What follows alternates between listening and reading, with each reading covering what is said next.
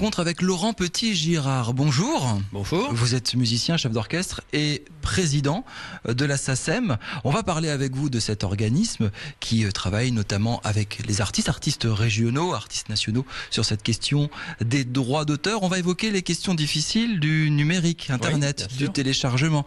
Pour que ce soit très clair pour nos téléspectateurs, la SACEM fait quoi? Vous êtes quoi, le banquier des artistes, ce genre de choses? Vous percevez les droits d'auteur? Le but essentiel de la SACEM, c'est de faire respecter le droit d'auteur, c'est-à-dire de percevoir et de répartir, en essayant que dans ce processus, elles perçoivent le mieux possible au niveau de l'intérêt, évidemment, de tous les membres.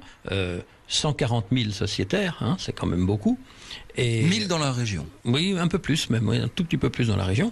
Alors il y a des très grandes écuries, hein, les grands cadors du top 50 qu'on connaît tous, mais la masse, ce sont des artistes, souvent régionaux, qui vivent de petits albums, de concerts, de spectacles, et c'est aussi vous qui vous occupez de percevoir l'argent pour eux. Oui, et souvent, il y a vraiment l'arbre qui cache la forêt. C'est-à-dire, on va nous citer les 10 noms d'auteurs extrêmement connus. Souvent, en confondant, on va nous parler, par exemple, de Johnny. Johnny n'est pas du tout un grand sociétaire de la SACEM, parce que c'est un interprète.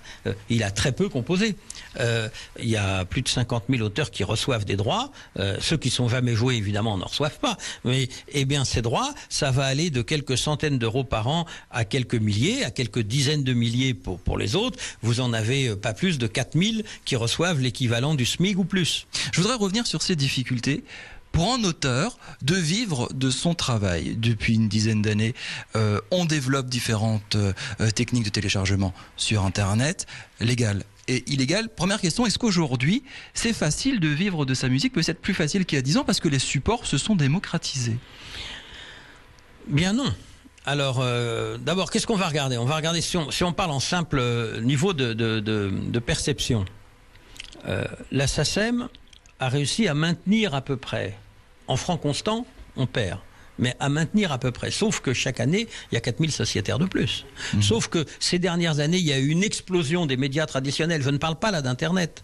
Quand on est passé de 5, puis 10, puis 20, puis 30 chaînes de télévision à 250 ou 300, quand on a maintenant de la musique absolument partout, sur tous les supports, dans les magasins, etc., on aurait pu attendre que cette surutilisation de la musique bénéficie, évidemment, à ceux qui l'ont créée et à ceux qui l'éditent. En fait, ça n'a servi qu'à compenser la chute vertigineuse du disque. Il y a à peu près, selon certaines études, 20% des Français qui disent télécharger illégalement. Et le téléchargement illégal, par exemple en Europe, on estime à 180 000 le nombre d'emplois détruits par le téléchargement illégal en quelques années. C'est 30 000 en France. Et l'industrie du disque en Europe aurait perdu 10 milliards d'euros à cause de ce téléchargement illégal. Et on annonce des chiffres un petit peu fous qui sont, sujet à critique quand même, 95% des téléchargements sur Internet seraient illégaux. Vous confirmez ça? Je crois qu'on est à peu près, oui, je ne sais pas si c'est 90 ou 95, mais on est dans des zones extrêmement fortes. Le problème, c'est qu'à un moment donné, c'est simplement la diversité de ce qui est proposé qui va tomber.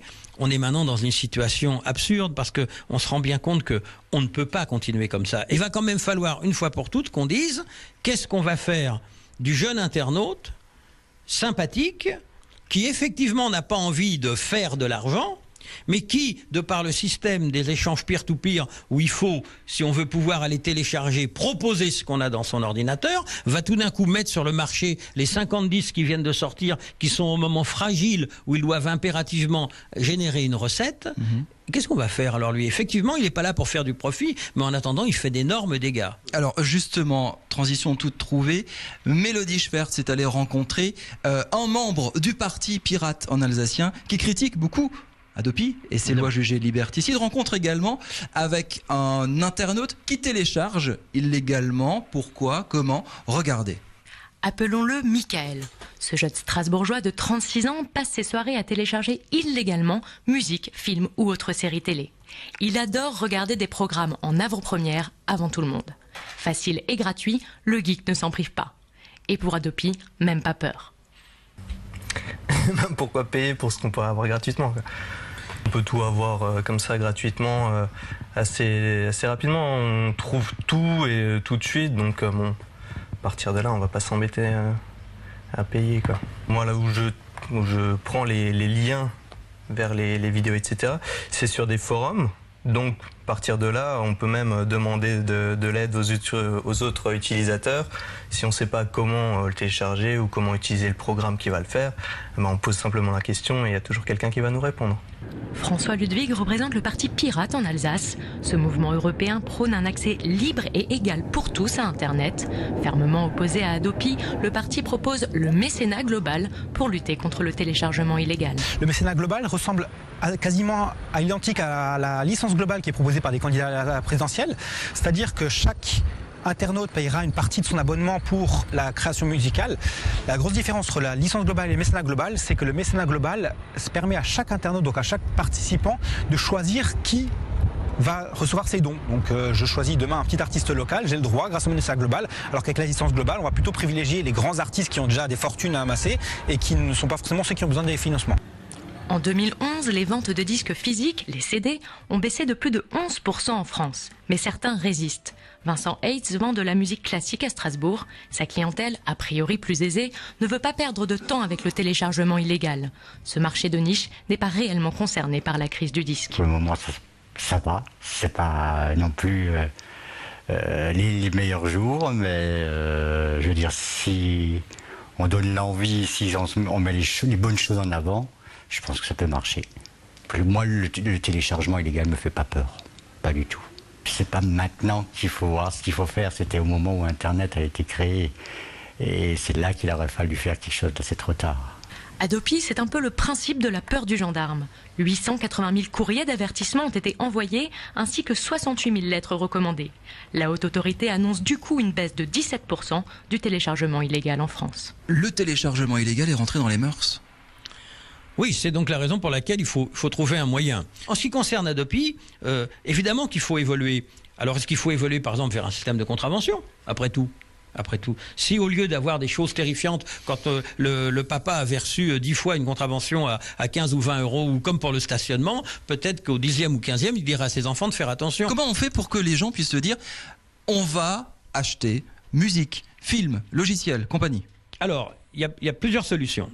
D'abord, peut-être qu'un jour, il y aura un système de licence qui serait différent, qui consisterait pas à dire vous pouvez faire tout ce que vous voulez, mais qui consisterait à dire que vous auriez accès via le serveur de votre fournisseur d'accès à l'ensemble des titres évidemment disponibles sur le marché. Mais ça ne m'empêchera pas d'aller sur des plateformes autres et de télécharger illégalement. Oui, mais très sincèrement, si vous avez quelque chose de légal sur lequel vous trouvez des fichiers sains, pas des fichiers pourris, de grande qualité d'écoute, et qu'en plus ça ne vous coûte rien puisque c'est déjà compris dans votre abonnement, et qu'en plus en faisant ça vous savez que l'artiste que vous téléchargez sera rémunéré, tandis qu'en allant de l'autre côté vous allez être illégal pour avoir un truc moins bien, et qu'en plus la personne que vous téléchargez n'est pas rémunérée, là le civisme, quand il coûte pas grand chose, on augmenterait le prix des abonnements. Peut-être, mais attendez, là ce n'est qu'une piste. Moi c'est une piste en tant qu'auteur qui me va bien. Les producteurs de disques n'ont pas envie d'une piste comme ça, ils veulent garder le contrôle. Merci beaucoup pour toutes ces explications.